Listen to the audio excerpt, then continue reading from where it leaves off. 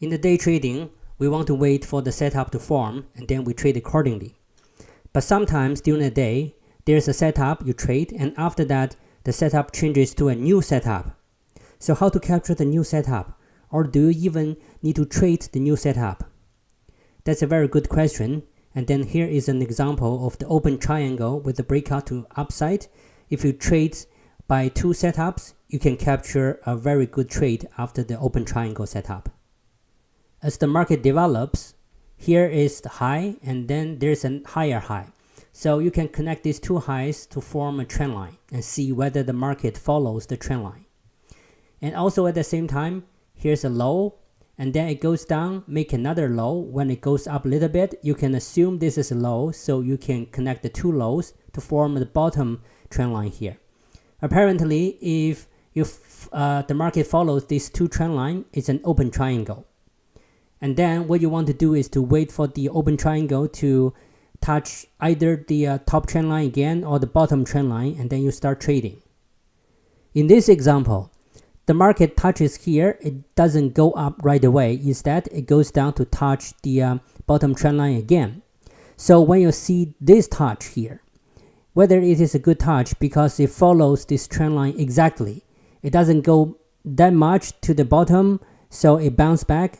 What you want to do is that when you see this bull bar, a very good trend bar, this can serve as a signal bar, so you want to enter by the next bull bar. Or if you're not quite sure at this moment, you're afraid that it's going to go down, wait for another bar. So this bull bar is also a very good bull bar. So don't worry that you miss the lower entry point. You can also enter at the top of this. Then you can see you get into the market either by this doji bar or the next bull bar. So your profit target for sure should be the top of the top trend line here. And when you take the profit and other traders also take the profit, that's why it bounced back quickly with two bear bars here. Open triangles can offer trading for both sides. It can go up or it can go down as well. However, in this situation, in this example, you can take a look at this leg up here. There are consecutive 1, 2, 3, 4, 5 bull bars, and then the last bull bar is super big. This means the upper pressure. That's why probably you don't want to trade down when you see it touches the top trend line. So there's no short here. You should always trade upside in this situation.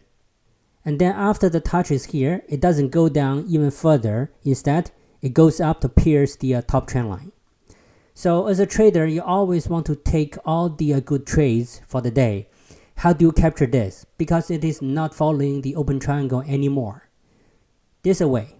And then if you see this chart differently with another setup, you can capture it. Still the same chart, but if you look at it differently, there's a top here, there's a top, and then the market is consolidating. So we can probably say there's a value zone here. At the bottom, it's the same thing. We have a low, we have a low, we also have a low. Probably there's another value zone. So these two zones define the trading range. The market follows the trading range very well. And then when you see the market touches the trading zone again, but it bounced back here, so this is a good trading opportunity for you to go up. So it's gonna go up to test the top trading zone or level here. This is the similar trade like the open triangle. However, the market didn't stop at the top trading zone or level here. Instead, it pierced the trading zone here greatly because this bull bar is very strong for the breakout. What you want to do is that previously this top trading zone is the resistance. Now it could become a support. So you want to wait for the pullback to test the support and then goes up again. So you can see that the market goes down by two bear bars and then immediately there's a bull bar. So you can enter at the top of this bull bar, though this bull bar is not very strong. The reason is that even it's going down to test the value zone here, but it didn't reach it. That means strong uptrend. So that's why this can serve as a very good signal bar. Or the next bar is a perfect signal bar as well. You can enter the market here.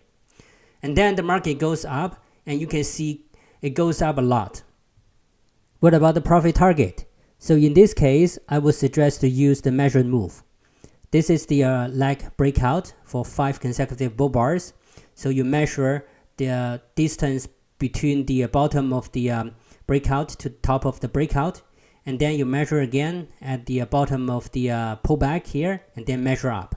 So you can see that your profit target is matched. However, if you want to see that whether there's another pullback and then going up, probably I would say no, because if you take a look at the whole picture here, previously the market is in trading range. That means the trend is not very strong. So that's why after you trade the second leg up, you should stop trading. But on the other hand, if there's no trading range here, and then it just breaks out from nowhere, and then there will be a probability for you to trade the third leg up.